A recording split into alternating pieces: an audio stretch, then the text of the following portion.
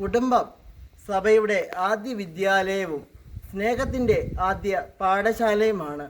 വിശുദ്ധ John Paul രണ്ടാമൻ മാർപ്പാപ്പയുടെ വാക്കുകളാണിവ. ലോകത്തിലെ എല്ലാ കുടുംബങ്ങൾക്കും ദൈവം നൽകിയ ഏറ്റവും മനോഹരമായ മാതൃകയാണ് നസ്രത്തിലെ തിരുകുടുംബം. ആ കുടുംബത്തിൻ്റെ ഹൃദയമായിരുന്നു പരിശുദ്ധ കന്യകാമറിയം. ഒരു നല്ല ഭാര്യയും നല്ല അമ്മയും വിശ്വാസത്തിൽ ഉറച്ച ശിഷ്യയുമായിരുന്ന അമ്മയുടെ ജീവിതം ഓരോ കുടുംബത്തിനും വഴികാട്ടിയാണ്. ദൈവഹിതത്തിന് പൂർണ്ണമായി വിധേയപ്പെട്ട് വിനയത്തോടെയും വിശ്വാസത്തോടെയും സ്നേഹത്തോടെയും കുടുംബജീവിതം എങ്ങനെ നയിക്കണമെന്ന് പരിശുദ്ധ അമ്മ തൻ്റെ ജീവിതത്തിലൂടെ പഠിപ്പിച്ചു. ഇതാ കർത്താവിൻ്റെ ദാസി, നിന്റെ വാക്ക് എന്നിൽ നിറവേറട്ടെ എന്ന് പ്രത്യുദ്ധരിച്ചുകൊണ്ട് ദൈവഹിതം സന്തോഷപൂർവ്വം അമ്മ സ്വീകരിച്ചു.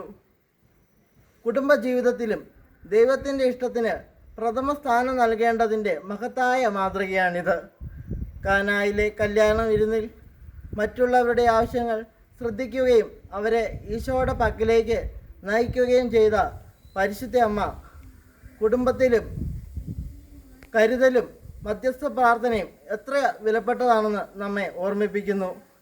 അവൻ പറയുന്നത് ചെയ്യുവിൻ എന്ന അമ്മയുടെ വാക്കുകളിലൂടെ ഈശോയുടെ വചനങ്ങൾക്കനുസൃതം ജീവിക്കാനുള്ള സന്ദേശവും നമുക്ക് നൽകുന്നു.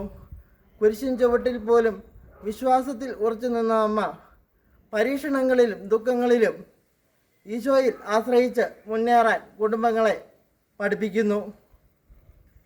അതുകൊണ്ട് പ്രാർത്ഥന, വിനയം, അനുസരണം, സ്നേഹം, സേവനം തുടങ്ങിയ സൽഗുണങ്ങൾ കുടുംബങ്ങളിൽ വളരാൻ പരിശുദ്ധ അമ്മയുടെ ജീവിതം നമുക്ക് പ്രചോദനമാണ്. പരിശുദ്ധ അമ്മയുടെ മാധ്യസ്ഥം തേടി ജീവിക്കുന്ന കുടുംബങ്ങൾ സമാധാനത്തിലും അനുഗ്രഹത്തിലും വളരും. തിരുനാളിൻ്റെ മംഗളങ്ങൾ നേർന്നുകൊണ്ട് നിർത്തുന്നു. നന്ദി, നമസ്കാരം.